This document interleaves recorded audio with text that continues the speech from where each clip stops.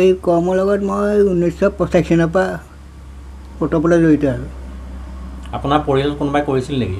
মোৰ পৰিয়ালত আগৰ ককা দেউতাই কৰিছিলে বুলি কোৱা শুনো।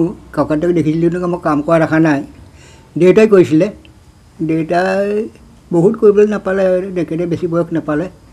আৰু দেউতাই এৰাৰ পাছত মোৰ অন্য ফাৰ্নিচাৰ আছিলে, তাৰপৰা ৰাইজৰ দোষত পৰি আকৌ এই কামখিনি হাতত ল'লোঁ। আগৰ মোৰ অলপমান কাঠৰ কাম কৰা আইডিয়া আছিলে পঢ়োঁতে, গতিকে এইখিনি আৰু আগৰ আইডিয়া থকাৰ কাৰণে এইখিনি হাতত ল'বলৈ বৰ দিগদাৰ নাপালোঁ। 1985 চনত সম্পূৰ্ণ হাতত লৈছোঁ। প্ৰথম আমাৰ নামঘৰ আসনখন দিছোঁ, তাৰপিছতে একাধিক ক্ৰমে এতিয়ালৈকে মই প্ৰায় 130খন ৰাজহুৱা আসন বনালোঁ। এনেকুৱা আসন আৰু বিভিন্ন জেগাত মোৰ আসন আছে। গুৱাহাটীত পাব, ডিব্ৰুগড়ত পাব, যোৰহাটত পাব, আপোনালোকৰ আশীৰ্বাদত বাঙালুৰলৈকো দিছোঁ এখন। আৰু এতিয়াও 3-4খন ৰাজহুৱা আসন লৈ থোৱা আছে। মই অৰ্ডাৰ লোৱা নাই, কিন্তু এডভান্স হৈ আছে। এই মোৰ বেকত থকাখন আসন বনাবলৈ মোৰ প্ৰায় 20 দিন সময় লাগে দুটা মানুহে। আৰু এই ডাঙৰ ভাগ আসন বনাবলৈ মোৰ এইখনত পূৰা 1.5 মাহ সময় লৈছে। আৰু ইয়াতকৈ আৰু দুখাপ দিলে আৰু ডাঙৰ হয়, তেতিয়া সেইখনো প্ৰায় 2 মাহ সময় লাগে দুটা মানুহে। আপোনাৰ বয়স কিমান এতিয়া বৰ্তমান? এতিয়া মই 80 চলি আছে, একদম পূৰা ৰানিং আৰু। মই এতিয়ালৈকে ঘৰুৱা আসনটো বাদ দি, ঘৰুৱা আসন 200খনৰ ওপৰ হ'ব, ময়ূৰ আসন আৰু গৰু আসন।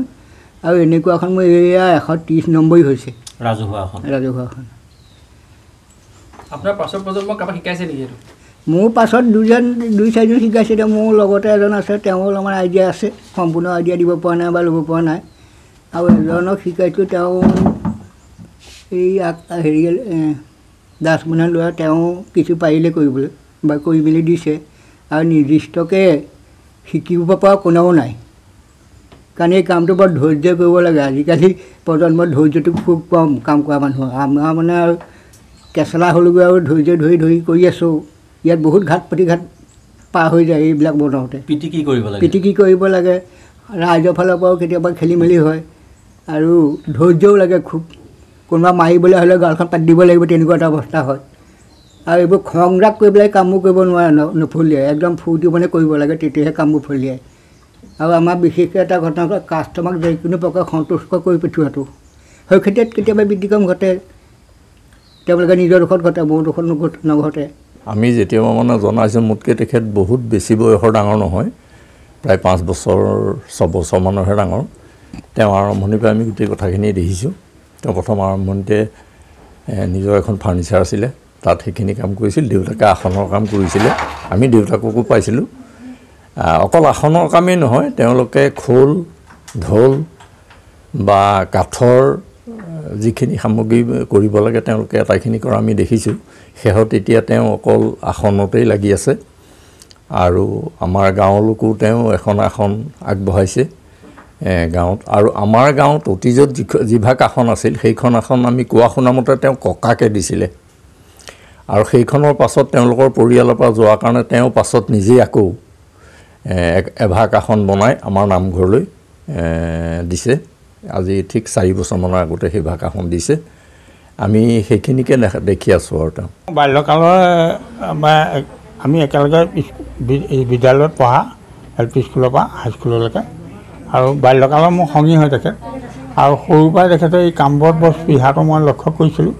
আমাৰ LP স্কুলত যেতিয়া হাতৰ কামৰ প্ৰয়োজন হয়, নাঙল জোল ইত্যাদি মৈ চৈ লাগে, তেতিয়া মোক সেইবোৰ বনাই দিয়ে।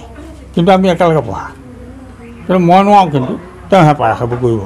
তেওঁ নিখুঁতভাৱে সেইবোৰ বনাই দিয়ে, সেইবোৰ মই নিওঁ। এইবিলাকত তেওঁ সৰুৰ পৰাই এইবিলাক কামত বৰ ইণ্টাৰেষ্ট আছে। মানে এইটো বৰ্ণ টেলেণ্ট বুলিয়েই ক'ব লাগিব, কাৰণ নহ'লে এইবিলাক সকলোৱে শিকি পেলাই কৰিব নোৱাৰে। গতিকে মই তেওঁক সৰুকালৰ পৰাই পাইছোঁ। এইবোৰত বৰ এতিয়া বাপেক বৰ কঠোৰ আছিলে মানুহ, বাপেকৰ পৰা বৰ বিশেষ শিকা নাই, তেওঁ নিজেও কৈছে। তেওঁ বাপেকে সেইবিলাক বস্তু চুবলৈকে নিদিয়ে। আৰু তেওঁ পাছৰ কালত ভগৱানৰ আশীৰ্বাদত, ৰাইজৰ আশীৰ্বাদত আমাৰ নামঘৰলৈ প্ৰথম আসন দিলে। দিয়াৰ পিছতে আৰু তেওঁ থমকি ৰোৱা নাই, তেওঁ পিছলৈ উভতি চোৱাই নাই। তেওঁ ৰাইজৰ পৰা বিপুল দাবীত তেওঁ এই কামটো কৰি আছে। আৰু বৰ্তমান তেওঁ পইচা পাতি অৰ্থনীতিৰ অভাৱত এইটো কৰি থকা নাই, ৰাইজৰ দাবীতহে এইটো কৰি আছে। আহিয়ে থাকে আৰু বিচাৰিয়ে থাকিবলৈ, আমি আৰু বেলেগত নাযাওঁ, আপোনাৰ ওচৰতে আনক দেখুৱাই দিলেও নাযায়, ইয়ালৈকেহে আহে।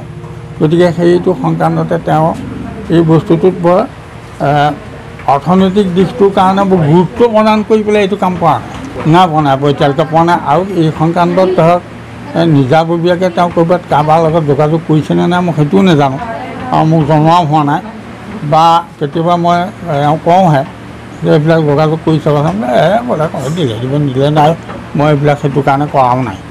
গতিকে মই নিজে এইটো কাৰণে আগে বিচাৰিছে আৰু কৰিছোঁ পেঞ্চননো কি কথা আজি দিয়া পইচাই হ'ব সেইটোৱে কয় তেওঁ। গতিকে তথাপি যেতিয়া সমুদায় মানুহে বিভিন্ন এওঁতকৈ বহুত তলৰ মানুহে এইবোৰ পাই আছে, বহুত তলৰ মানুহে পাই আছে, কিন্তু এওঁ পাবলগীয়া নাই। কিন্তু আগতে সেই মাজতে এবাৰ ডিপেন যে দুবিয়ালৰ ডিপেন মাজতে এবাৰ আহিছিলে, আহি পেলাই কিবা এটা নিলে কোনোবা এজন বা ক্লিয়ন নামৰ কাগজখনত কোনোবাজন আহি পেলাই উলিয়াইছে, তেতিয়া ক্লিয়নত আছিলে। তাৰপিছত আৰু কোনো সাংবাদিকে তেনেকৈ ইয়াত আহি এওঁলোকৰ লগত মানে এওঁৰ লগত সেই সংক্ৰান্তত কোনো যোগাযোগ কৰা নাই। আৰু আমি যথেষ্ট ফালৰ পৰা মই বিশেষকৈ মই লগত অনবৰত থকা মানুহ হিচাপেও মই সেই সংক্ৰান্তত তেওঁক গুৰুত্ব আৰোপ কৰিবলৈ কোৱাও নাই।